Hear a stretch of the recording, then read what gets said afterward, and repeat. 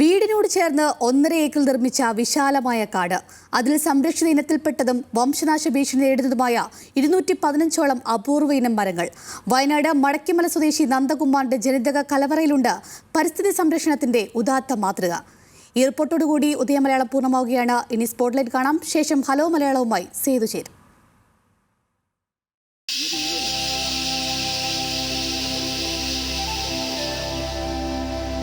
എപ്പോഴും വീട് വിട്ട് സുഖവാസ കാടിനടുത്ത് പോയി സുഖവാസ കേന്ദ്രങ്ങളിൽ ആളുകൾ താമസിക്കും. വീടിനടുത്ത് ആരും സുഖവാസ കേന്ദ്രം ഉണ്ടാകുന്നില്ല. അപ്പോൾ കാടിനടുത്ത് പോയി വീടുണ്ടാക്കുന്നതിന് പകരം അല്ലെങ്കിൽ റിസോർട്ടുകളിൽ വീടിനടുത്ത് കാടുണ്ടാക്കുക എന്നുള്ളൊരു കൺസെപ്റ്റ്.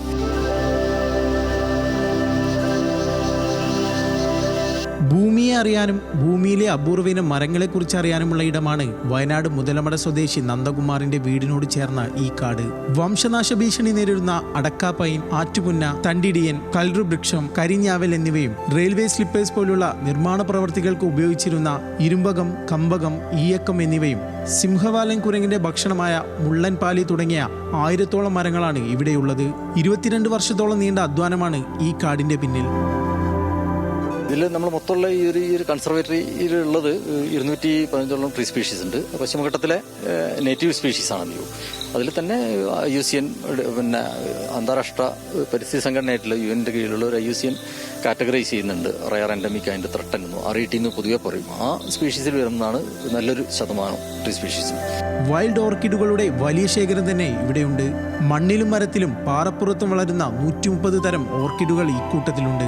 ജനിതക കലവറ എന്നാണ് ഈ കാടിനെ നന്ദകുമാർ വിശേഷിപ്പിക്കുന്നത്. കാലാവസ്ഥാ വ്യതിയാനത്തിന്റെ സമയത്ത് ചൂട് നിയന്ത്രിക്കാൻ ഇത്തരം കാടുകൾ സഹായകമാകും. പശ്ചിമഘട്ടത്തിലെ വൈൽഡ് ഓർക്കിഡ്സ് തന്നെ ഇപ്പം നമ്മൾ ഇവിടെ ഒരു എപ്പിഫൈറ്റിക് ആയിട്ട് പറഞ്ഞാൽ മരത്തിൻ്റെയൊക്കെ മുകളിൽ മാത്രം ഉണ്ടാകുന്ന എപ്പിഫൈറ്റിക് ഓർക്കിഡ്സ് ഒരു 100ഓളം എപ്പിഫൈറ്റിക് ഓർക്കിഡ്. പിന്നെ ടെറസ്ട്രിയൽ ഓർക്കിഡ്സ് എന്ന് പറയും, ഗ്രൗണ്ടിൽ വളരുന്ന ഓർക്കിഡുകൾ, വൈൽഡ് ഓർക്കിഡുകൾ, അതൊരു 30-40 ഓർക്കിഡുകളുണ്ട്. അതെല്ലാം നമ്മളിവിടെ ഇങ്ങനെ ഇതിനെ സംരക്ഷിച്ച് വരുന്നത്. ഇതെല്ലാം ഒരു ഹെൽത്തി പിന്നെ സോയിലിൻ്റെ ഇൻഡിക്കേറ്ററും ഹെൽത്തി ക്ലൈമറ്റിൻ്റെ ഇൻഡിക്കേറ്ററും കൂടിയാണ്. നല്ലൊരു ആംബിയൻസോ അല്ലെങ്കിൽ നല്ല കാലാവസ്ഥ ഉണ്ടെങ്കിൽ ഇത്തരം സാധനങ്ങൾ വളരും. MS സ്വാമിനാഥൻ റിസർച്ച് ഫൗണ്ടേഷനിലെ കൺസർവേറ്റർ ബയോഡൈവേഴ്സിറ്റി ഉദ്യോഗസ്ഥനായി ജോലി ചെയ്യുന്ന നന്ദകുമാർ 35 വർഷത്തോളമായി പരിസ്ഥിതി സംബന്ധമായ മേഖലയിൽ പ്രവർത്തിച്ചു വരികയാണ്. പരിസ്ഥിതി സംരക്ഷണ പ്രവർത്തനങ്ങളിലും നന്ദകുമാർ സജീവമാണ്. സ്ഥലം വാങ്ങിയപ്പോൾ ഉണ്ടായിരുന്ന കാവും സംരക്ഷിച്ചു പോരുന്നുണ്ട്. എല്ലാ വർഷവും ഇവിടെ ഉത്സവവും നടത്താറുണ്ട്. അതിനും കാവലായി നന്ദകുമാർ നട്ട മരങ്ങളുമുണ്ട്. അപ്പോൾ നമ്മൾ കാവ് എന്ന് പറഞ്ഞു കഴിഞ്ഞാൽ ഒരു എന്താ പറയുക, ഒരു ശുഷ്കമായ സാധനത്തിനെ കാണുന്നതിന് പകരം അതൊന്ന് റീവിജിറ്റേറ്റ് ചെയ്യുക എന്നുള്ള രീതിയിൽ അങ്ങനെ കാവിനെ റീജനറേറ്റ്, പിന്നെ ഒരു എന്താ രണ്ടാമത് റിവൈവ് ചെയ്യുന്ന ഒരു പ്രക്രിയയായിരുന്നു. അപ്പോൾ അതിന് ഈ ഞാനിപ്പോൾ സൃഷ്ടിച്ച ഒരു കാവ് കണ്ടാൽ ശ്രദ്ധിച്ച് കാണാം. ആദ്യം ഒരു മുള എൻക്ലോഷർ ഉണ്ടാക്കി, അതിന് എൻക്ലോഷർ ഉണ്ടാക്കി. അതിനുശേഷം പിന്നെ ഒരു പച്ചപ്പ് അതിൽ വന്നതിന് ശേഷം മറ്റ് സ്പീഷീസ് വന്നു. അതിൽ തന്നെ കുറേ കീസ്റ്റോൺ സ്പീഷീസ് എന്ന് പറയും. നമ്മൾ കൾച്ചറുമായിട്ട് റിലേറ്റഡ് അല്ലെങ്കിൽ റിച്വൽസുമായിട്ട് റിലേറ്റഡ് ആയിട്ടുള്ള സ്പീഷീസ് വരുമ്പോൾ അത് ആളുകൾ സംരക്ഷിക്കാനുള്ള കുറച്ചും കൂടി അതിനോടൊരു അഫിനിറ്റിയും കൂടുതലുണ്ടാവും. 2022 സംസ്ഥാന സർക്കാരിന്റെ വനമിത്ര അവാർഡ്, 2023 ജൈവ വൈവിധ്യ ബോർഡ് ഹരിത വ്യക്തി പുരസ്കാരം എന്നിവ നന്ദകുമാർ സ്വന്തമാക്കിയിട്ടുണ്ട്. പരിസ്ഥിതി ദിനത്തിലും പരിസ്ഥിതി സംരക്ഷണവുമായി ബന്ധപ്പെട്ട തിരക്കിലാണ് നന്ദകുമാർ.